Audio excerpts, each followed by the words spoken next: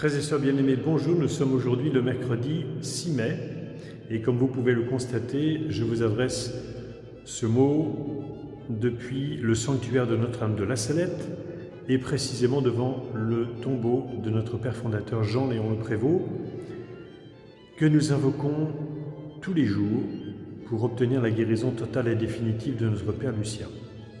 J'ai voulu me placer là aujourd'hui parce que les nouvelles de notre Père sont très bonnes. Il est passé donc hier en service de médecine générale à l'hôpital de Trappes. Il a donc quitté la réanimation où il était depuis le 23 mars dernier. Et puis nous avons pu converser au téléphone hier, en présence du frère Jean-Marc, que le frère Jean-Marc avait appelé depuis son propre téléphone. Et donc nous avons conversé pendant une dizaine de minutes ensemble. Le Père va bien. Il va bien. Nous avons une bonne conversation. Il est très reconnaissant pour toutes les prières que nous avons fait monter vers le Seigneur à son intention. Et puis, il est très conscient de ce qu'il vient de vivre, rendant grâce au Seigneur pour le don qu'il lui fait du retour à la santé. Il nous disait qu'il s'est regardé dans une glace pour la première fois depuis 23 mars et qu'il a eu peur de lui. Il a eu peur de lui. Donc son état reste encore très fragile. Il faut continuer à prier pour lui. Mais nous sommes dans l'action de grâce. Et nous faisons monter cette action de grâce vers le Seigneur par l'intercession du Père Le Prévost. Et comme une bonne nouvelle n'arrive jamais seule, eh bien, j'ai reçu peu de temps après un autre message d'un ami que vous connaissez maintenant bien puisqu'il s'agit de Jean d'Artigues, dont nous avons parlé avant-hier, lorsque je vous ai présenté le livre témoignage qu'il a écrit avec son épouse, Laurence. Chaque jour est une vie. Donc je voudrais, en toute simplicité et bien fraternellement, vous partager les quelques mots qu'il m'a adressés hier. Bonsoir Philippe, merci pour ton bon message, merci pour ton initiative quotidienne et pour la mise en avant du livre par ces temps difficiles. Cette période à mal étroit a permis de requinquer plusieurs aspects du personnage, spirituel et physique. Je reste cependant très fatigué et fatigable. Nous envisageons quand même une sortie à la fin du mois et sommes en train de travailler sur les bonnes conditions de celle-ci. Pas facile pour nous deux, avec une maison prochainement en travaux, 3 filles à la maison, mesures sanitaires, mais la Providence va aider. Merci pour ta précieuse prière. Nous t'embrassons, Jean et Laurence. Comme nous faisons monter notre action de grâce vers le Seigneur et que nous sommes au mois de mai, eh bien nous allons maintenant, si vous le voulez bien, nous placer devant la Vierge Marie et à un endroit très particulier que je voudrais vous décrire en quelques mots. Un endroit que vous connaissez puisqu'il s'agit du tabernacle du sanctuaire, sur lequel il y a un motif que la plupart d'entre vous ne connaissent peut-être pas et qui n'est pas sans signification. Je vous laisse le découvrir. Nous sommes devant le maître-autel du sanctuaire et nous nous approchons pour découvrir le tabernacle et le motif qui a été sculpté sur ce tabernacle. Vous découvrez donc 3 personnages, au-dessus desquels il y a une colombe qui symbolise l'Esprit Saint. Ces 3 personnages, qui sont-ils? Celui qui est à droite, il est assez facile de découvrir que c'est un ange puisqu'il a des ailes. Il tient dans ses mains un linge comme pour protéger quelque chose de précieux. Ce qu'il protège, c'est évidemment une hostie que le personnage qui est debout est en train de donner à l'autre personnage. Qui sont ces 2 personnages? Celui qui est à genoux et qui reçoit l'Eucharistie, c'est la Vierge Marie. Voici ta mère. Voici ton fils. Et le personnage qui donne la communion, c'est Jean, le disciple bien-aimé. Jean, qui était le saint patron de baptême de notre Père fondateur Jean-Léon Le Prévost.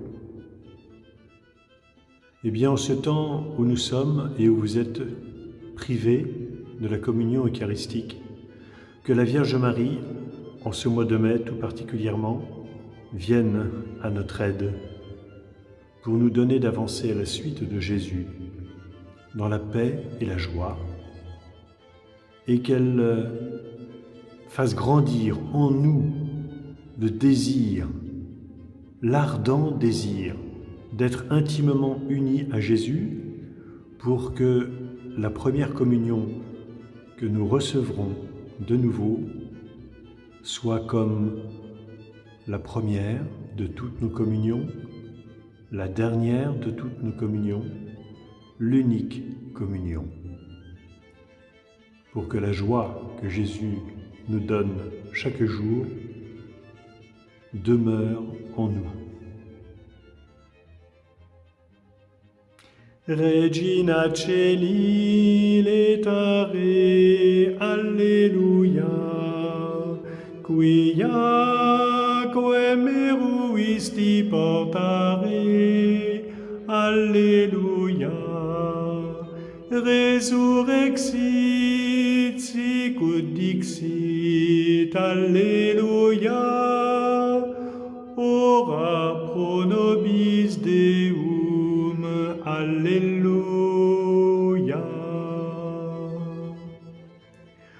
Ô les cœurs et vive la joie!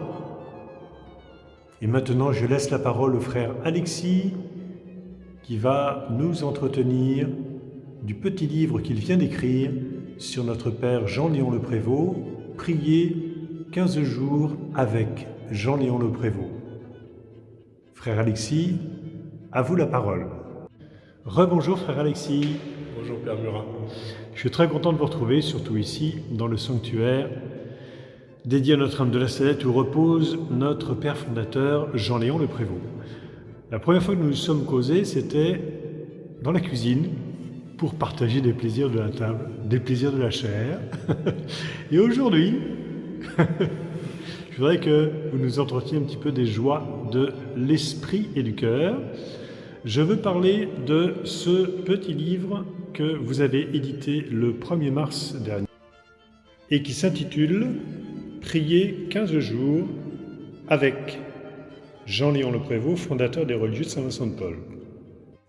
Ce petit livre est né à la fois de l'amour qu'on porte dans la famille religieuse au Père Le Prévost, à la qualité de ses textes, de ses écrits, et puis de l'opportunité donnée par les éditions Nouvelle Cité de publier à l'intérieur de leur collection, Prier 15 jours, une sorte de résumé qui manquait absolument à notre famille religieuse. On a l'ensemble des écrits du Père Le Prévost, on garde sa tradition, sa pensée, on en lit des bouts tous les jours, mais on n'avait pas de synthèse qui nous offrait un résumé court, mais avec le puissant, le ferment, la substantifique moelle, pour revenir à une comparaison culinaire, de ce qui fait la richesse et la beauté de sa pensée et de son cœur.